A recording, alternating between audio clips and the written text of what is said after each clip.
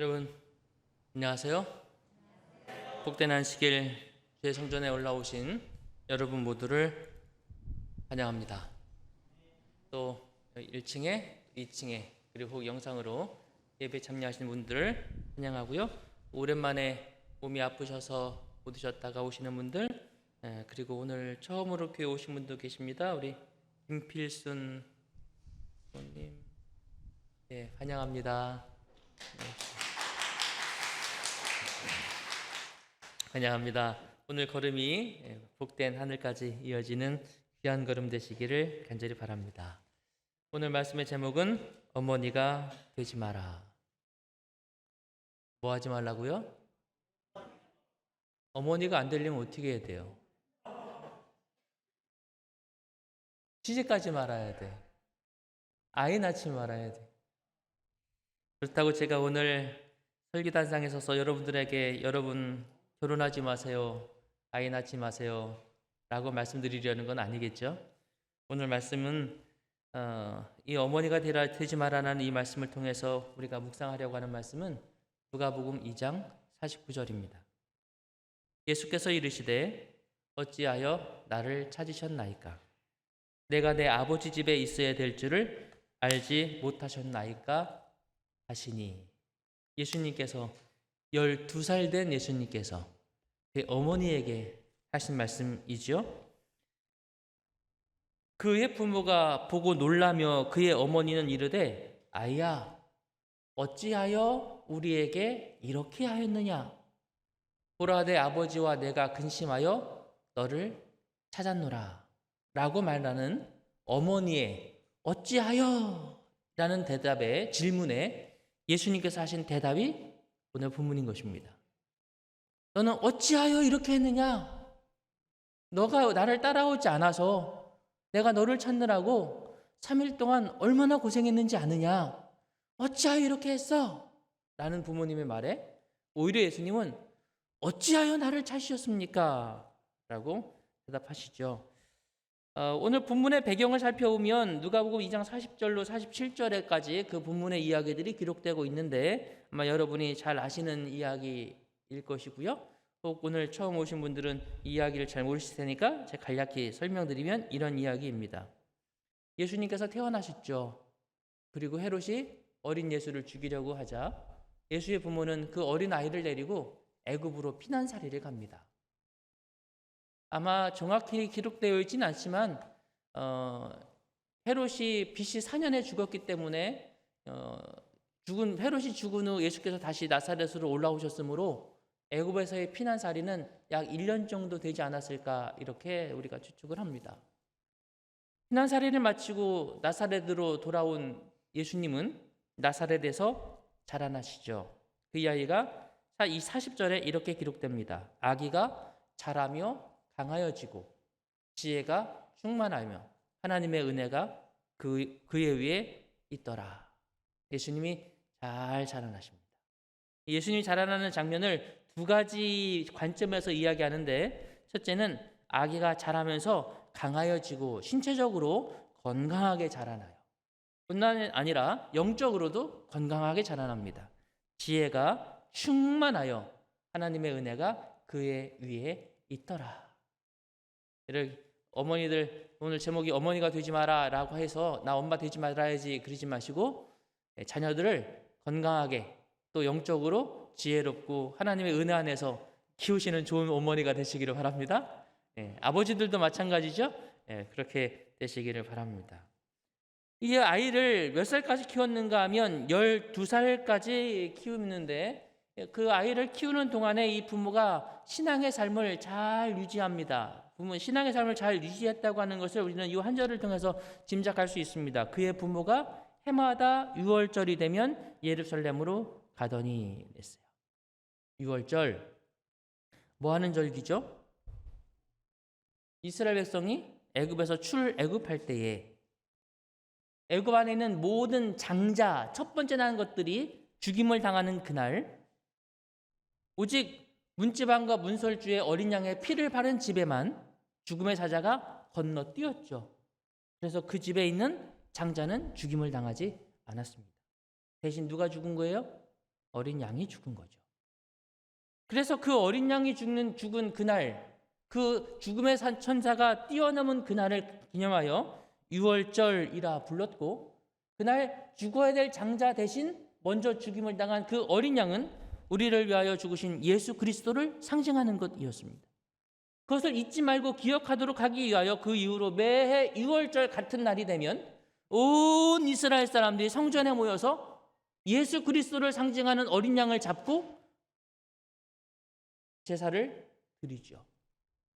그리고 그 유월절에 성장하신 후 예수님께서 33살 되시던 해 예수님은 유월절 만찬을 드시고 십자가에서 유월절 어린 양으로 죽임을 당하십니다. 그런데 예수님의 부모가 매 유월절만 되면 어디에 올라갔다고요? 성전에 올라가요. 성전에 올라가서 어린 양으로 제사를 드립니다. 그 어린 양이 누구를 상징한다고 했어요? 예수를 상징한다고 했습니다. 예수가 지금 몇 살이에요? 12살이에요. 12살이 되기 전이죠. 지금 예루살렘 올라갈 때는 어린 예수입니다. 그 어린 예수를 누가 키우고 있어요? 마리아와 요셉이 키우고 있습니다. 예수를 키우고 있는 그 부모가 유월절이면 성전에 올라가서 예수를 상징하는 어린 양으로 제물을 드리는 것입니다. 그 의미가 특별합니까? 정말 특별하지 않습니까? 그 예물을 드릴 때마다 이 부모들이 마음속에 어떤 생각을 할까요? 어떤 생각을 할까요? 다른 사람들이 알지 못하는 놀라운 영적 비밀을 가지고 있지 않습니까? 그래서 그들은 매해마다 그 유월절을 그렇게 특별한 마음으로 지키고 생각했을까요? 그래야 되겠죠. 예수님이 드디어 12살이 되었습니다. 12살이 되면 남자아이가 비로소 유월절에 참여할 자격을 얻습니다. 그래서 예수께서 12살이 되자 드디어 이 12살 된 어린 예수를 데리고 그의 부모가 예루살렘으로 올라갑니다. 유월절을 지키기 위해 올라갑니다. 그 전까지는 아이를 두고 갔지만 이제는 데리고 가는 것입니다. 유월절의 중심인 예수 그리스도, 후에 유월절 어린 양으로서 죽임을 당한 그 어린 예수 그리스도를 그들이 데리고 성전으로 올라가는 것입니다. 한 손에는 유월절 희생양인 어린 양을 끌고 한 손에는 그의 본체되는 어린 예수를 손을 잡고 성전으로 올라가요. 특별합니까? 정말 특별한 장면이고 정말 특별한 이야기입니다. 얼마나 감동적인 이야기입니까? 얼마나 의미 깊은 이야기입니까? 놀라운 장면이에요. 그런데 부모가 이것을 다 이해하고 생각했을까요? 본문은 이렇게 말합니다. 예수께서 12살 되었을 때 드디어 그들이 성전으로 올라가는 감격적인 순간인데 그 뒤에 이렇게 기록되죠. 그들이 이 절기를 뭐를 따라 올라갔다고요? 관례를 따라 올라갔다. 만약에 그들이 이 놀랍고 귀한 이 벅찬 감정을 깨닫고 올라갔다면 무언가 기록이 있어야 되지 않을까요? 어느 해보다 특별한 유월절입니다. 그러나 그들은 그들의 그 걸음에 대하여 성경은 단지 관례를 따라 올라갔다라고만 기록합니다. 그들의 발걸음은 특별하지 않았어요. 평범했습니다. 우리는 그 장면을 상상하면서 막 감동적이잖아요. 근데 부모는 그렇지 않아요. 일반적입니다. 유월절 어린 양을 데리고 메시아이신 어린 그리스도와 함께 예루살렘의 성전에 올라가면서 그들은 이것이 어떤 장면인지에 대한 특별한 생각이 없어요. 예루살렘에 왜 올라간다고요? 관례를 따라 올라갈 뿐이에요. 깨달음의 신앙이 그들에게 보여지지 않아요. 그날 성전에 올라간 예수님은 그렇지 않았습니다. 어린 12살 된 예수님이 성전에 올라가요. 처음 간 거잖아요. 그리고 성전에서 진행되는 여러 예식들을 지켜봅니다. 거기서 죽임을 당하는 어린 양을 바라봅니다. 그러면서 예수님은 자각하기 시작해요. 그 부분을 시대의 소망에서는 이렇게 기록하고 있습니다. 그는 날마다 그 예식들의 의미를 더욱 분명히 깨닫게 되셨다. 예수님 지금 뭐하고 계시다고요? 깨닫고 계시는 거예요. 의식의 모든 행사는 자신의 생명과 관련이 있는 듯이 보였다. 새로운 충동이 그의 마음속에서 일어나고 있었다. 그는 조용하고 열심히 어떤 큰 문제를 풀어내시려는 듯이 보였다. 이 12살 된 어린 예수님의 마음속에, 그의 머릿속에 지금 뭔가 굉장한 것이 일어나고 있는 것입니다. 그것이 12살 된 예수님의 유월절의 경험입니다. 그는 조용하고 열심히 어떤 큰 문제를 풀어내시려는 듯이 보였다. 당신의 사명의 신비가 이 어린 12살 된 예수에게 지금 막 공개되고 있었다. 이게 그날 예수님이에요. 그런데 그 예수의 탄생을 책임지고 그 예수의 지금까지 성장시켜오고 그 예수를 돌봐온 이 특별한 사명을 가진 부모는 그렇지 못해요.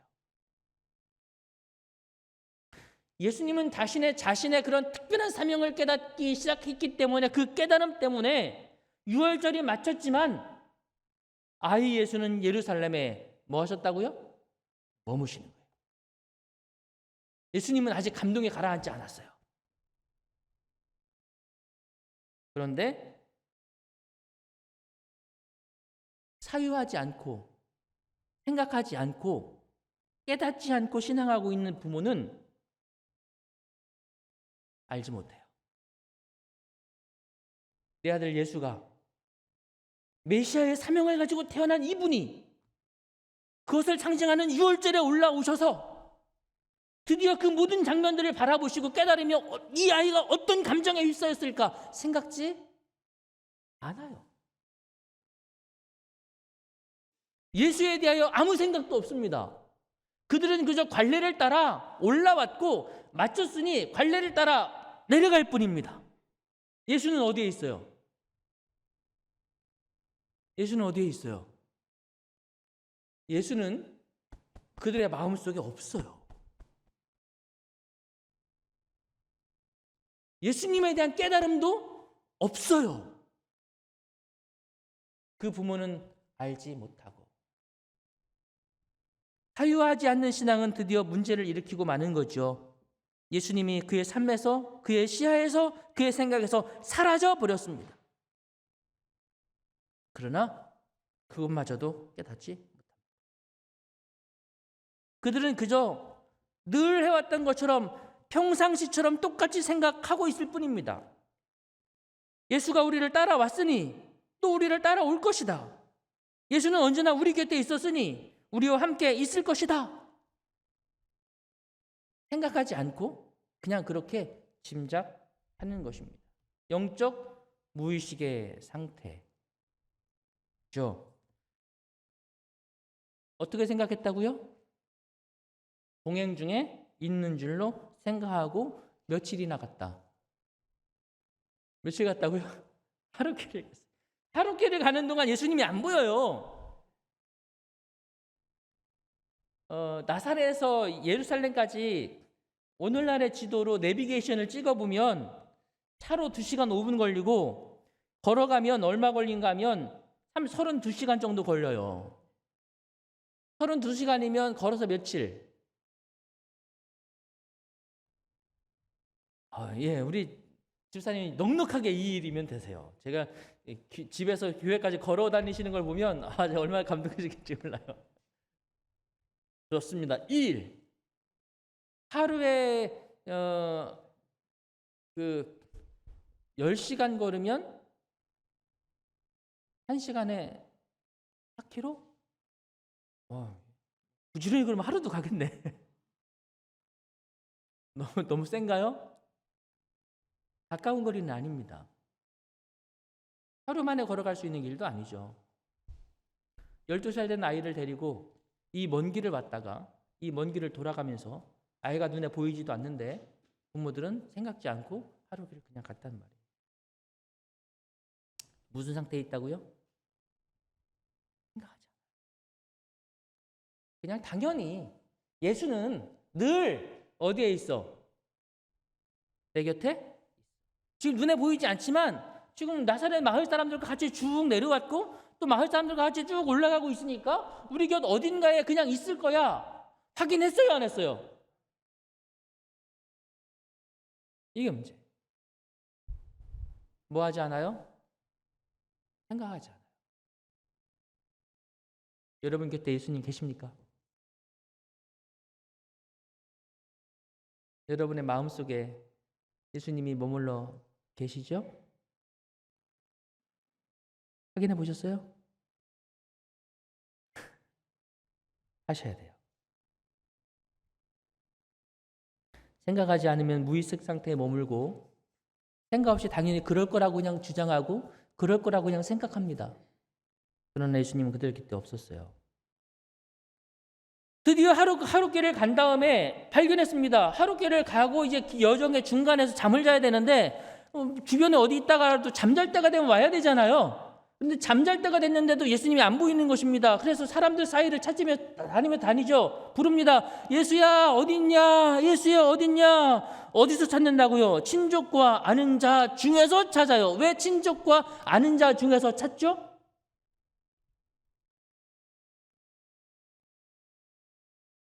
그들은 예수님을 모시고 예루살렘에 올라간 것이 어떤 의미인지를 생각하지 않았기 때문에 처음으로 예루살렘에 올라간 어린 양의 본질인 예수 그리스도께서 지금 그곳에서 무엇을 보고 무엇을 느끼고 무엇을 생각하셨을까에 대하여 아무 의식도 갖지 않았기 때문에 당연히 여기 어딘가 있을 것이다.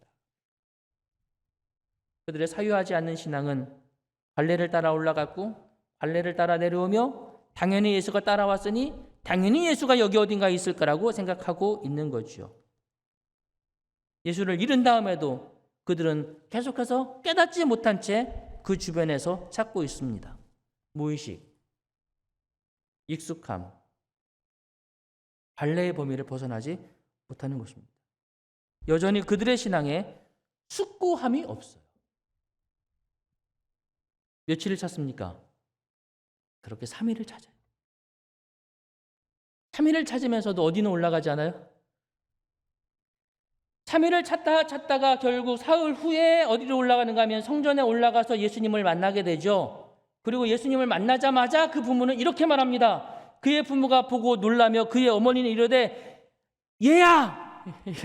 어머니들이 해보셔야 돼 이거는. 이렇게 말했을까요? 얘야 어찌하여 우리에게 이렇게 했느냐 이렇게 말했을까요? 어떻게 했을 것 같아요? 냅다 소리를 지르면서 얘야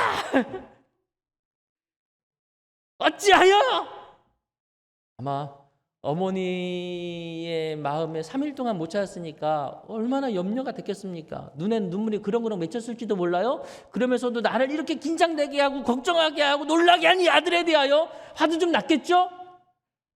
얘야 어찌하여 우리에게 이렇게 하였느냐? 봐라 너의 아버지와 내가 근심해서 너를 찾았잖아. 왜 이렇게 했어? 그러자 예수님이 하시는 말씀이 어찌하여 나를 찾으셨는데요?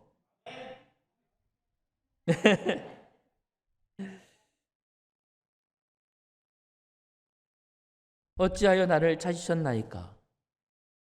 이렇게 말씀하시잖아요. 내가 어디에? 내 아버지 집에 예수님이 발견하신 것입니다. 내가 누구인지를 깨달으신 거예요. 예수님이 그날 발견한 내가 누구인가에 대한 그 발견, 그 깨달음을 마리아는 언제 깨달았어요? 잉태할 때 이미 깨달았어요. 몇 년 동안 이 사실을 알고 있었습니까? 12년 동안 알고 있었습니다. 누가 먼저 깨달은 지식이라고요? 어머니와 아버지가 먼저 깨달은 것입니다. 그런데 그들은 잊어버렸고 예수님은 발견하신 거죠.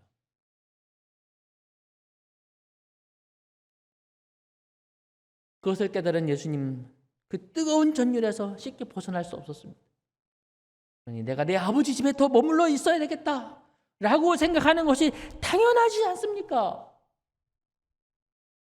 왜 그걸 모르십니까? 내가 내 아버지 집에 있어야 될 줄을 알지 못하셨나이까 하시니. 자, 왜 알지 못할까요? 왜 알지 못할까요? 예수님의 질문을 이제 우리가 다시 한번 생각해 봅시다. 예수님이 어머니에게 묻는 것입니다. 어머니, 왜 알지 못하셨습니까? 왜 알지 못했는가 하면 12년 동안 어머니로서 아이를 돌봤기 때문에 잊어버린 거예요. 마리아와 요셉의 12년은 그들에게 어떤 시간들이었을까요? 예수를 낳고 돌보면서 피난 갔다가 돌아와서 12년 동안 먹이고 씻기고 입히고 그렇게 어머니로 아버지로 살아왔어요. 그렇게 살아오면서 그들은 어머니였고 아버지였습니다. 근데 그 12년이 이 어머니와 아버지인 요셉과 마리아를 그냥 어머니와 아버지로 만들어버린 것입니다. 무슨 말이냐? 수태고지에 있었던 그 천사의 그 만남, 천사의 그 명령, 그가 받아들인 그 사명, 그날의 그 벅찬 헌신의 감정이 12년 동안 계속되었을까요? 그러지 않은 거예요. 서서히 사라집니다. 후에 침례 요한을 낳은 어머니 한나를 만났을 때 그의 복중에서 뛰어놀던 아이의 발길질을 바라보면서 함께 기뻐했던 그날의 감동도 세월이 지나며 점점 사라져 버립니다. 엘리사벳과 함께 나누었던 그 거룩함이 의미감도 사라지고 성전에서 안나와 시므온이 그 어린 아이 예수를 바라보면서 해주었던 그 놀라운 예언들도 기억 속에 있었지만 생각 속에서 사라져 버립니다. 어린 예수가 태어나던 날 목동들이 찾아오고 멀리서부터 동방박사들이 찾아왔던 그날의 그 감격도, 어린 예수를 살리기 위하여 애굽으로 도망가던 그날 그 밤의 그 헌신도 12년이 동안 뭘로 살면서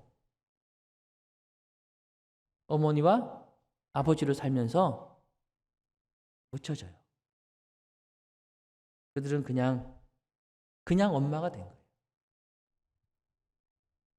그냥 아버지가 된 거예요. 그래서 오늘 전 여러분에게 말씀드리는 거죠. 오늘 제목이 뭐라고요? 어머니가 되지 마라. 그들은 단지 아이를 키우는 사람이 아니라 메시아이신 예수 그리스도를 맡은 사명을 가진 사람이었어요. 그걸 잊어버리는 거예요. 그래서 예수님께서 질문하는 것 아닙니까? 어찌하여 알지 못하셨나이까? 어찌하여 알지 못하셨나이까? 내가 내 아버지 집에 있어야 될 줄을 알지 못하셨나이까? 부모는 어찌하여 내가 여기에 있느냐고 질책할 때 예수는 어찌하여 내가 여기에 있는 이유를 모르시는지 묻는 것입니다. 마리아와 요셉의 12년은 그들에게 그런 시간들이었습니다. 평범한 부모가 되어버리는 시간이었죠. 제가 목회를 시작한 지 30년 훌쩍 넘었습니다. 이 말씀을 준비하면서 제가 저 자신에게 그렇게 질문했어요. 나는 예수님이 어디 계신지 알고 있는가? 그리고 제가 이 설교의 제목을 저에게 그렇게 붙였습니다. 넌 목사가 되지 마라.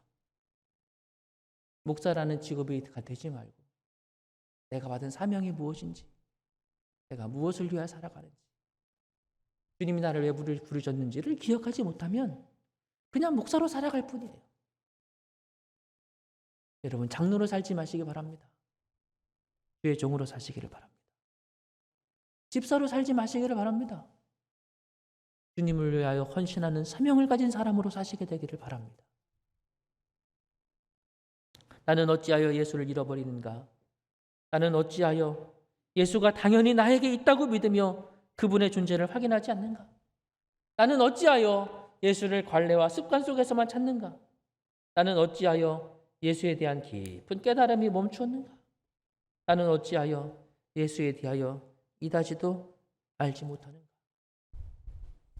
사유하지 않는 신앙은 예수를 평범한 아이로 만들어버렸고 자신을 그냥 평범한 엄마로 만들어버린 것처럼 오늘 주님을 위하여 하는 우리의 섬김이 잘못하면 우리를 그냥 직분자로 만들어버릴 수 있고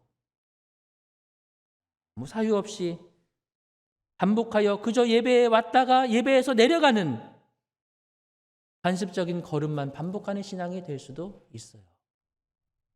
그러므로 사랑하는 온양교회 성도 여러분, 오늘 우리가 다시 한번 예수님을 깊이 생각하는 성도들이 되시기를 바랍니다. 사실 오늘 이 설교는 지난번에 했던 습이라는 설교의 2탄입니다. 기억나십니까? 습. 그때 제가 여러분에게 이렇게 말씀드렸습니다. 신앙도 뭐다? 습관이다. 반복해서 훈련하고 연습함으로 말미암아 그것이 내 몸에 잘 배어들게 하는 것. 그래서 완숙한 인간이 되는 것처럼 잘 익은 그리스도인이 되는 것, 맛있는 그리스도인이 되는 것. 그러기 위해서 우리가 그것을 연습하고 훈련하고 반복해야 된다고 말씀을 드렸습니다. 그런데 여러분, 그 습에서 뭐가 사라지면 안 되는가 하면 깨달음이 사라지면 안 돼요.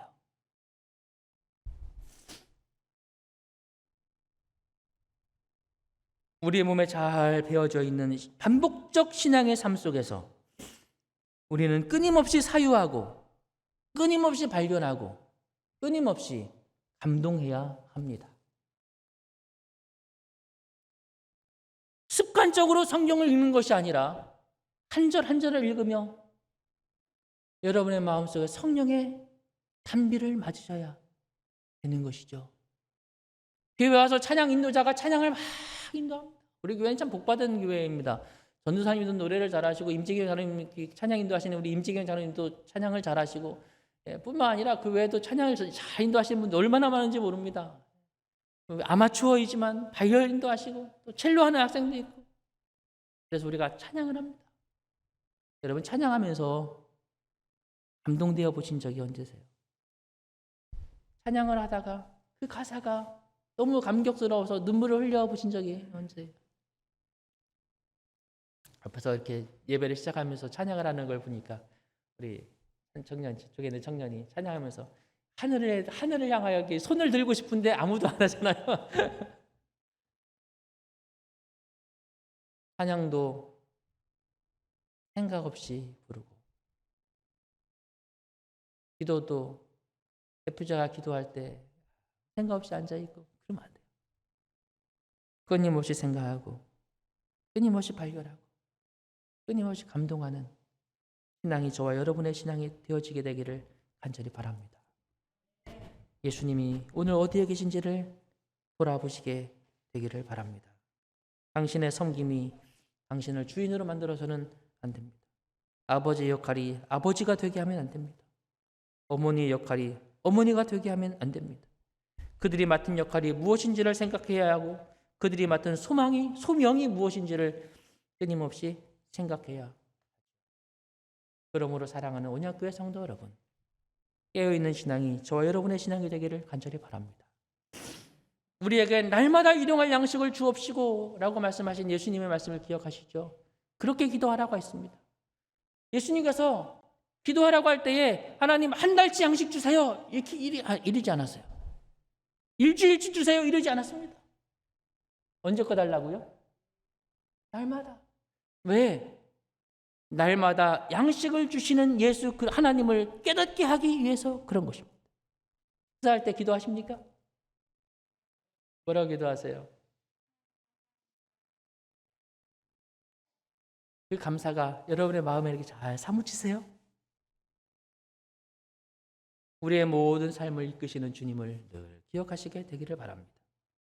날마다 마음을 같이하여 성전에 모이기를 힘쓰고 집에서 떡을 떼며 기쁨과 순전한 마음으로 음식을 먹고 성전에 올라오는 일이 날마다 하는 것은 날마다 새로운 마음과 새로운 생각으로 주님을 예배하라는 것입니다. 또 무리에게 이르시되 아무든지 나를 따라오려거든 자기를 부인하고 날마다 제 십자가를 지고 나를 쫓아라고 하셨습니다. 오늘 우리가 지고 있는 거룩한 사명들을 날마다 새롭게 하시는 성도들이 되시기를 간절히 바랍니다. 저희가 날마다 성전에 있든지 집에 있든지 예수는 그리스도라 가르치기와 전도하기를 쉬지 아니하니라. 날마다 오늘 우리가 주님의 복음을 전하는 그리스도인으로 이어 살아가게 되기를 간절히 바랍니다. 형제들아 내가 그리스도 예수 우리 주 안에서 가진 바 너희에게 대한 나의 자랑을 두고 단언하노니 나는 날마다 뭐 한다고요? 그는 날마다 육신에 속한 자신을 죽이고 주님의 종으로 날마다 새롭게 태어납니다. 그래서 그는 그저 사도가 아니라 날마다 새로운 사도로 살아가는 거죠. 자동차를 운행할 때에 자동차는 여러 기능들이 있지만 자동차가 잘 달릴 수 있도록 하기 위하여 가장 중요한 부품은 기능은 무엇일까요? 엑셀레이터, 핸들, 엔진 다 필요합니다. 그 중에서 브레이크도 필요하죠. 모든 것이 다 필요합니다. 그래서 우리는 그 것들을 가지고 잘 달리죠. 그런데 여러분, 차가 브레이크도 좋고 엔진도 좋고 다 좋아서 정말 잘 달릴 수 있는 차인데 그 차를 가지고 우리가 무엇을 해야 하는가 하면 어딘가를 가는 것입니다. 속도가 빠를수록 방향이 중요합니다. 높이 오를수록 목적이 중요합니다. 깊이 팔수록 출구가 중요합니다. 자칫 과속으로 목숨을 잃고 높이 올라갔다가 끝없이 추락하고 깊이 팠다가 판 곳에 묻힙니다. 방향을 잃어버리면 그래요. 오늘 예수의 부모는 그걸 잃어버렸기에 그냥 평범한 엄마가 되고 말았어요. 오늘 우리가 그냥 평범한 그리스도인이 되지 않기를 바랍니다. 주님과 함께 우리에게 주어진 사명의 길을 1년 동안 잘 걸어오셨습니다. 여러분 모두에게 하나님의 은혜가 함께 하시게 되기를 간절히 바랍니다. 이제 또 한 해를 마무리하는 시점에 저희들이 와 있는데요. 한 해를 잘 마무리하고 여전히 주님 앞에 충성스러운 그리스도인으로 또 한 해를 힘차게 살아가시는 저와 여러분 되시기를 바라면서 말씀을 마치겠습니다. 저희들이 주님과 함께 살아갈 수 있도록 인도해 주셔서 감사합니다. 저희들이 주님을 섬기며 주께서 주신 사명을 따라 살아갈 수 있도록 불러주셔서 감사합니다. 우리가 언제나 주님의 일을 감당하고 주님과 함께 살아가면서 예수 그리스도를 깊이 사유하고 생각하며 주님이 주시는 감동과 깨달음을 날마다 새롭게 발견할 수 있도록 인도하여 주시옵소서.